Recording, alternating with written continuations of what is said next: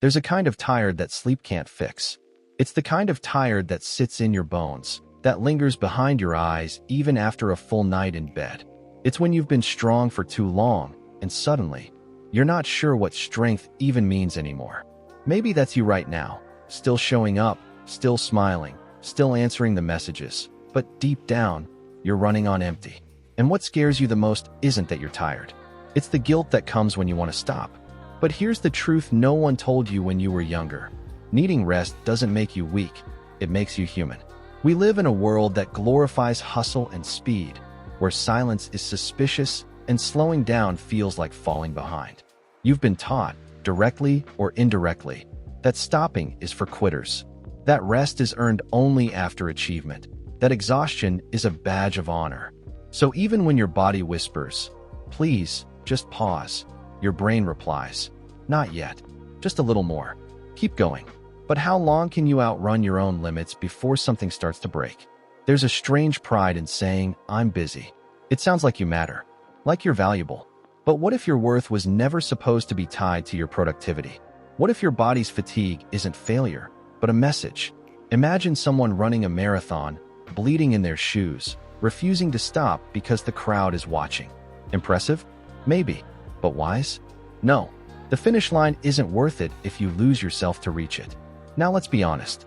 Rest doesn't always look like hammocks and scented candles. Sometimes it's ugly. Sometimes it's lying in bed wondering why you're not doing more. It's crying for no reason or sitting in silence because you can't form another thought. That is still rest. That is still healing. And maybe what you need isn't another planner, another cup of coffee, or another motivational quote to push harder. Maybe what you need is permission, not from anyone else, but from yourself, to exhale, to stop holding everything together for just one moment, to say, "I'm not okay," and not follow it with a solution. Because real strength is not about endurance. It's about honesty. And honesty sounds like this: "I'm tired, and I don't want to keep pretending I'm not." You see, there's no medal for ignoring your needs, no invisible applause for draining yourself quietly. And the people who truly care about you, they won't love you less because you rested. The ones who matter won't disappear if you stop performing. So the next time you feel that ache, not in your back, but in your soul, listen to it. That ache might be your inner self asking for grace. And grace doesn't always look like running. Sometimes it looks like sitting still and breathing. You've carried so much. You've held everything for everyone, answered calls when your own phone should have been off, smiled when you wanted to disappear. And still, you question whether you've earned rest. Here's something you probably haven't heard enough. You don't have to earn rest. You just have to be alive. That's enough. We are not machines. We are not made to produce 24/7. Even the ocean pulls back before every wave. Even the sun sets before it rises again. You are allowed to have seasons, seasons of blooming and seasons of stillness. Not everything valuable is loud. Not every form of growth is visible. Some of the most powerful healing happens quietly, behind closed doors, without applause. You're not alone in this. You're not broken because you feel this way. In fact, this moment, this ache to stop, might be the first sign that you're finally hearing yourself. So if all you did today was survive, that's okay. If you said no to something that drained you, that's brave. If you chose rest over pressure, that's wisdom. And if right now you're still wondering, "But won't I fall behind if I stop?" Let me ask you this. Fall behind compared to who? Compared to what? Maybe you're not falling behind. Maybe you're finally stepping away from a race you were never meant to run. Here's something we rarely admit out loud. Sometimes, the pressure to keep going doesn't come from the outside. It comes from within, that silent voice in your head whispering, "If you stop now, you'll lose everything you worked for." Or worse, if you rest, they'll think you're weak, useless, lazy. Where did that voice come from? It wasn't born in a vacuum. Maybe it started in childhood, when rest was seen as laziness and being still was punished. Maybe you watched people you loved work themselves to the bone just to survive, and you thought that's what life had to be. Maybe you internalized the idea that success equals sacrifice, and that if you're not suffering, you're not doing enough. But what if that belief system is outdated?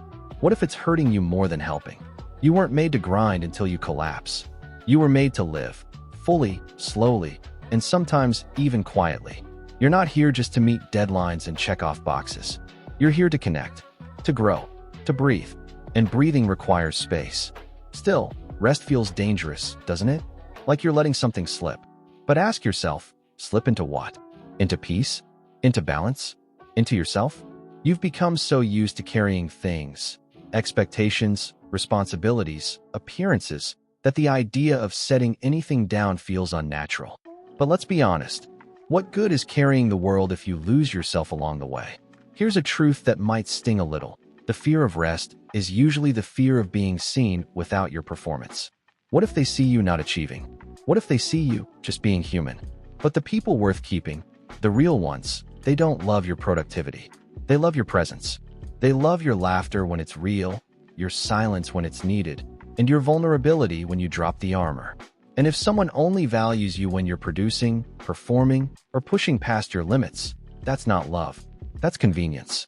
Now let's talk about something important. Guilt. Guilt is the unwanted passenger in every moment of rest. It creeps in when you try to do nothing. It whispers in your ear that others are doing more, that you're falling short, that you don't deserve this break. But guilt is often a liar with a clipboard, ticking off imaginary checkboxes that were never yours to fill. So how do you deal with that guilt? You look it in the face and ask, is this voice protecting me or punishing me? And then you answer it with kindness. I'm allowed to rest. I'm allowed to not be okay.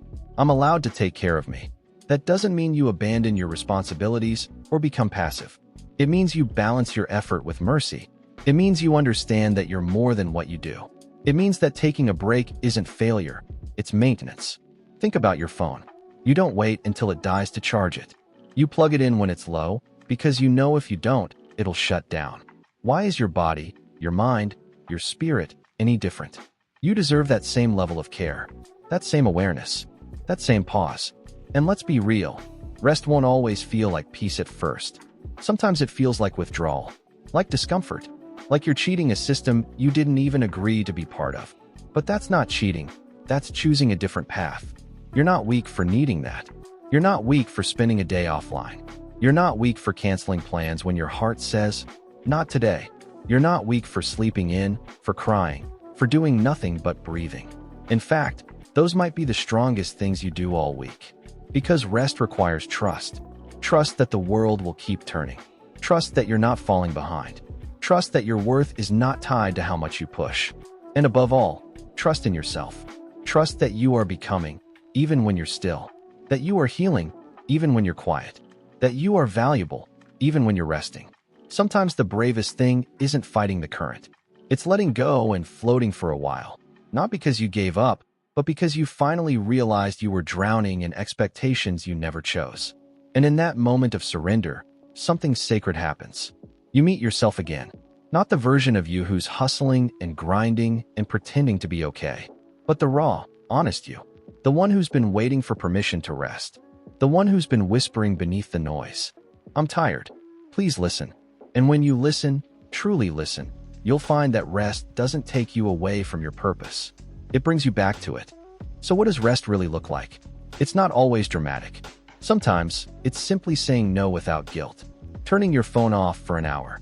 Taking 10 minutes to just breathe without a goal. It's skipping a task because your body whispered, not today. Rest can be closing your eyes while your coffee cools. Laying on the floor without explanation.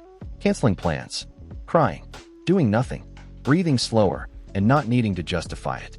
It might feel strange at first, even wrong, because we've been trained to equate movement with meaning. But you are allowed to stop, even when the world keeps spinning. And no, rest isn't laziness. It's how you keep going without breaking. Maybe your rest is writing. Maybe it's silence. Maybe it's laughter or prayer or sleep. It doesn't have to look like anyone else's. It just has to feel like yours. And maybe, just maybe, you don't need to prove your worth by how much you push. Maybe it's time to prove something else, that you're worthy even when you pause. Tonight, let yourself sleep without guilt. Tomorrow, move slower, on purpose. This week, delete something off your list and replace it with peace. Because you're not lazy. You're not weak. You're human. And maybe, you're finally listening to what you need. That's not failure. That's healing. And healing takes rest.